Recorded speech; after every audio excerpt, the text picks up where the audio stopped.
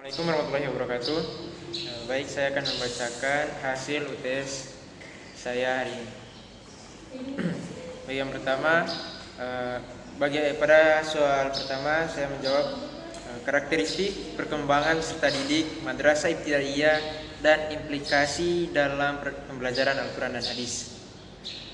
Yang pertama itu ada perkembangan kognitif.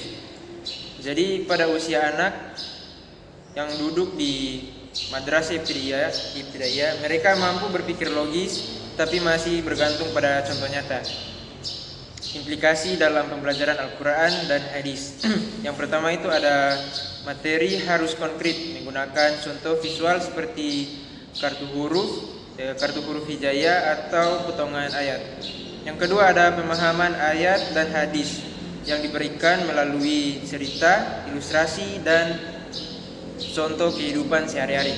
Nah, yang ketiga ada pendekatan bertahap dari pembacaan, memahami, menghafal, dan mengaplikasikan. Yang poin kedua, perkembangan afektif dan spiritual.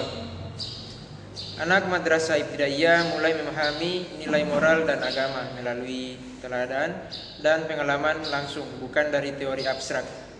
Implikasinya ialah guru harus menjadi uswah hasanah dalam adab membaca Al-Quran. Yang kedua, pembelajaran menekankan pembiasaan, membaca doa sebelum belajar, menjaga kebersihan dan disiplin waktu. Yang ketiga ada nilai-nilai hadis seperti kejujuran, kasih sayang, dan tanggung jawab diterapkan melalui kegiatan praktik. Nah, yang poin ketiga ada perkembangan psikomotorik. Anak sudah memiliki koordinasi motorik halus yang cukup baik. Implikasinya ialah yang pertama ada latihan menulis hijaiyah, menyalin ayat pendek, dan memperbaiki makhraj dilakukan secara bertahap.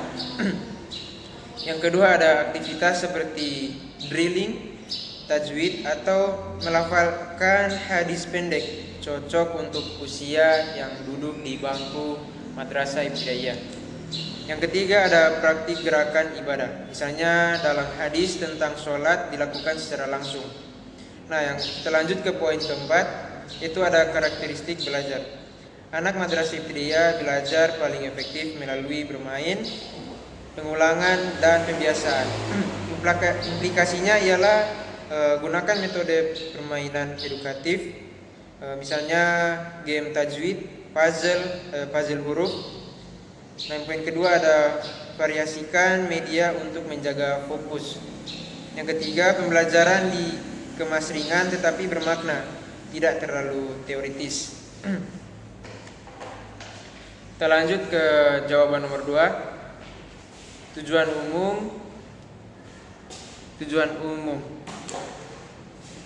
itu tujuan khusus pembelajaran Al-Quran dan Hadis serta hubungannya dengan KI serta KD. Yang poin pertama itu ada tujuan umum. Tujuan umum bersifat luas, yaitu membentuk peserta didik yang mampu membaca, menghafal, memahami, dan mengamalkan Al-Quran dan Hadis sebagai pedoman perilaku sehari-hari.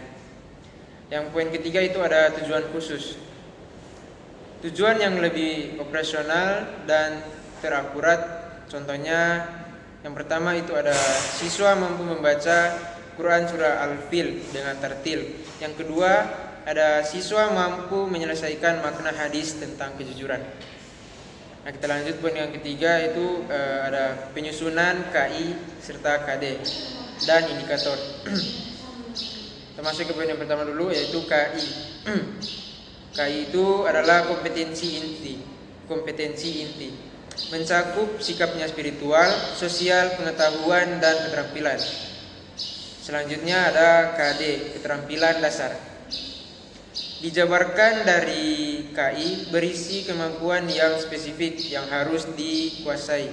Kita lanjut ke poin yang ketiga, itu ada relevansi dengan tujuan pendidikan nasional, membentuk peserta didik yang beriman, bertawakal, dan berakhlak mulia sesuai Sisdiknas.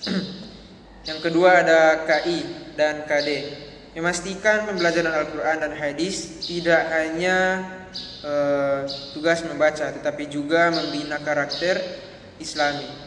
Yang ketiga ada pembelajaran relevan dengan tujuan menghasilkan generasi yang religius, berpengetahuan dan berakhlak. Kita lanjut ke jawaban nomor 3, yaitu kelebihan dan kekurangan media pembelajaran Al-Quran dan hadis. Termasuk ke poin yang pertama, yaitu ada media cetak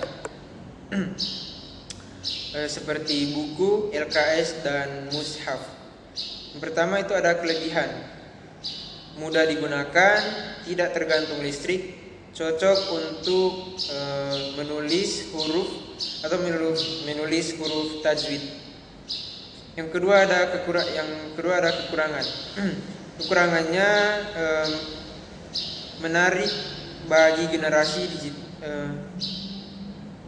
yang kekurangannya itu menarik bagi generasi digital, tidak bisa memutar audio.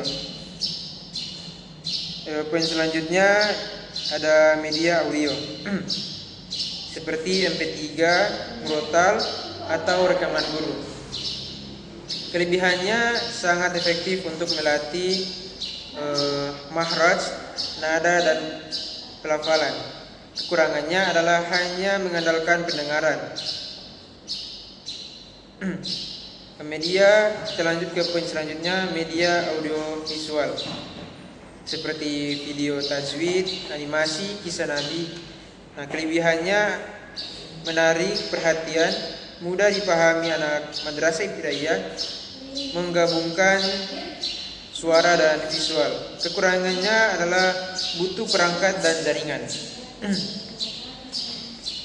Nah, kita lanjut ke jawaban nomor 4, yaitu langkah penyusunan RPP atau modul ajar untuk pembelajaran Al-Quran dan hadis. Yang poin pertama itu ada menetapkan tujuan pembelajaran. Seperti kita bisa disesuaikan dengan KD, misalnya kemampuan membaca ayat tertentu dengan benar. Poin yang kedua, menganalisis karakteristik peserta didik agar metode dan media sesuai tahap perkembangan. Poin ketiga, memilih metode pembelajaran, misalnya drilling, demonstrasi, talaki atau ceramah interaktif. Poin keempat, menentukan media dan sumber belajar seperti mushaf, kartu tajwid, video, murotal, LKS dan tajwid. Poin kelima, menyusun bahan ajar seperti ringkasan materi, contoh nyata, penjelasan makna, latihan menulis membaca. Poin keenam, menentukan langkah-langkah pembelajaran seperti kegiatan pendahuluan, inti, terus lanjut ke penutup dengan pendekatan saintifik. Poin yang ketujuh, menyusun evaluasi seperti tes lisan, membaca ayat, menulis huruf, tes pemahaman hadis atau observasi sikap religius. Kita lanjut ke jawaban nomor 5, prinsip pengembangan bahan ajar Al-Quran dan hadis untuk siswa madrasah ibtidaiyah. Poin yang pertama itu sesuai usaha perkembangan anak. Misalnya materi ayat pendek, hadis sederhana, bahasa mudah dipahami, video visual yang menarik. Poin yang kedua, mengintegrasikan nilai Islami. Setiap ayat atau hadis diarahkan pada pembiasaan akhlak seperti jujur, disiplin, hormat pada guru. Poin yang ketiga, menggunakan variasi bahan ajar seperti modul itu materi berstruktur tugas mandiri dan refleksi. Yang kedua ada LKS, latihan menyalin ayat, menentukan hukum tajwid, kuis interaktif. Yang ketiga ada digital, video penjelasan tajwid, aplikasi Al-Quran. Yang poin keempat ada prinsip kebenaran kaidah Al-Quran. Bahan ayat harus valid dari segi tajwid, terjemahan dan sunnah hadis. Poin yang kelima ada prinsip kontekstual, seperti menghubungkan ayat atau hadis dengan kehidupan sehari-hari di madrasah ibtidaiyah. Kita lanjut ke jawaban nomor 6. Ayat dan hadis tentang pendidikan serta implementasi di madrasah ibtidaiyah. Poin yang pertama ada ayat Al-Quran. Quran surah Al-Alaq ayat 1 sampai 5. Yang berbunyi, bacalah dengan menyebut nama Tuhan yang menciptakanmu, yang mengajar manusia dengan perantaraan kalam. Nilai pendidikan, pentingnya literasi, belajar terus menerus, dan kesadaran bahwa ilmu berasal dari Allah Subhanahu wa taala.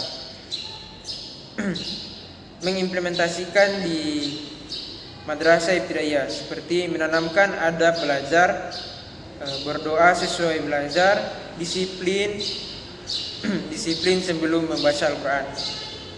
Guru memotivasi siswa untuk gemar membaca dan menulis huruf hijaiyah, menumbuhkan rasa syukur atas nikmat Allah Subhanahu wa taala. Poin yang kedua ada hadis tentang pendidikan. Hadis riwayat Ibnu Majah yang berbunyi, menuntut ilmu wajib bagi setiap muslim. Nilai pendidikannya yaitu kewajiban menimba ilmu, kesungguhan belajar, dan penghargaan terhadap guru. Cara mengimplementasinya ialah guru menanamkan motivasi belajar Al-Quran dan hadis sebagai ibadah. Nah, yang kedua, pembelajaran diarahkan untuk membangun karakter, disiplin, rajin, dan bertanggung jawab. Yang ketiga, pembiasaan membaca hadis singkat sebelum pembelajaran. Baik, itu hasil dari UTS saya hari ini. Assalamualaikum warahmatullahi wabarakatuh.